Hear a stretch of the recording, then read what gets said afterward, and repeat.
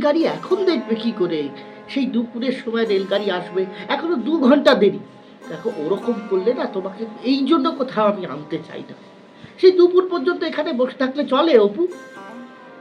নমস্কার, আমি তথাগত চক্রবর্তী। নিশিরাত গল্পের আড্ডা ইউটিউব চ্যানেলে আসছে বিভূতিভূষণ বন্দ্যোপাধ্যায়ের পথের পাঁচালী।